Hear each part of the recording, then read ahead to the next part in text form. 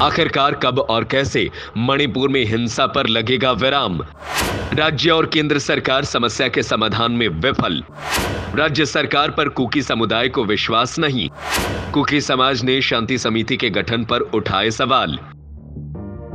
मणिपुर में एक माह पहले दो समुदायों के बीच शुरू हुई हिंसा की घटनाओं का पटाक्षेप न हो पाना बताता है कि राज्य में विवाद व अविश्वास की जड़ें गहरी हैं।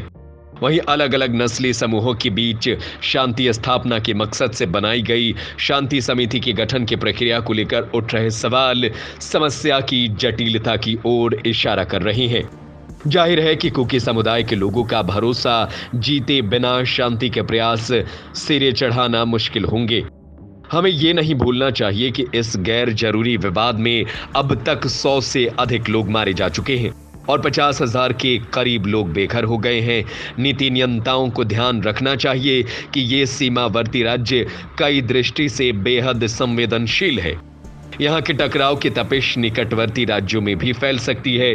चिंता की बात यह है कि कुकी समुदाय के लोग शांति समिति के पैनल में मुख्यमंत्री बीरेन सिंह और उनके समर्थकों की उपस्थिति का विरोध कर रहे हैं। उनका तर्क है कि कुकी समुदाय के खिलाफ अभियान चलाने वाले संगठन के लोग भी शांति समिति में शामिल किए गए हैं। वहीं कुकी समुदाय के कुछ लोगों का कहना है कि उनकी सहमति के बिना उन्हें शांति समिति में शामिल किया गया। बहरहाल कुल मिलाकर मणिपुर का ये संघर्ष राष्ट्र के संघीय ढांचे की भावना के विपरीत दुर्भाग्यपूर्ण ही कहा जाएगा। केंद्र सरकार की भी कोशिश होनी चाहिए कि राज्यपाल के नेतृत्व वाली समिति के 51 सदस्यों को लेकर सभी पक्षों की सहमति बने।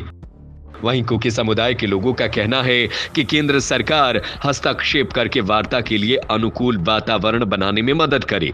कुकी समुदाय के विरोध के मूल रूप में एक आरोप यह भी है कि उनके खिलाफ अभियान चलाने वाले एक नागरिक समूह के सदस्यों को शांति समिति में शामिल किया गया है।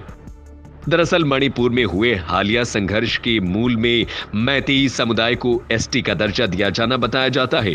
इस निर्णय के विरोध स्वरूप उपजे विवाद के चलते ही राज्य हिंसा की चपेट में आ गया।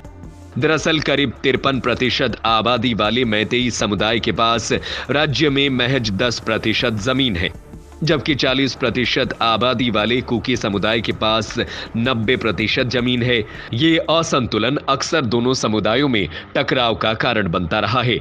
ये पहले से ही कयास लगाए जा रहे थे कि मैतेई समुदाय को एसटी का दर्जा दिए जाने के बाद राज्य में अशांति का माहौल बन सकता है। कालांतर में ऐसा हुआ भी। सतही तौर पर राज्य में हिंसक वारदातें थमी नजर आती हैं, लेकिन इस विवाद का पटाक्षेप जल्दी हो पाएगा ऐसे आसार नजर नहीं आते। आबादी और जमीन के असंतुलन का विवाद तुरंत थमता नजर नहीं आता है, क्योंकि मौजूदा परिस्थितियों में इस अनुपात में बड़ा परिवर्तन संभव भी नहीं है। केंद्रीय गृह मंत्री के हस्तक्षेप व सुरक्षा बलों की संख्या बढ़ाने के बावजूद सतही शांति को नजर आती है। सवाल यह है कि स्थिति कब तक कायम रह सकती है, वो भी तब जब मैतेई समुदाय आरक्षण को अपने जीवन के लिए जरूरी बता रहे हैं, तो आदिवासी समुदाय इसे क्षेत्र में असंतुलन पैदा करने वाला बता रहे हैं। कुकी समुदाय इसे अपने अस्तित्व के लिए खतरा बताता है। जाहिर है इस जटिल समस्या का समाधान दोनों पक्षों के बीच विश्वास बढ़ाकर ही किया जा सकता है। यह विश्वास दोनों पक्षों के बीच बातचीत बनाए रखने से ही बढ़ेगा। यह कार्य सुरक्षा बलों की तैनाती से भी संभव नहीं होगा, कारण कि क्षेत्र में चरमपंथियों की सक्रियता का इतिहास भी रहा है। ऐसे में सरकार का दायित्व बनता है कि पुलिस प्रशासन बिना किसी पक्षपात के कानून तोड़ने वालों के खिलाफ सख्ती से कार्रवाई करे। वहीं कुकी समुदाय के उस बात पर केंद्र सरकार को ध्यान देना चाहिए जिसमें शांति समिति में केंद्र के अधिकारियों की बड़ी भूमिका रखने की मांग की जा रही है। ब्यूरो की रिपोर्ट, टाइम 8।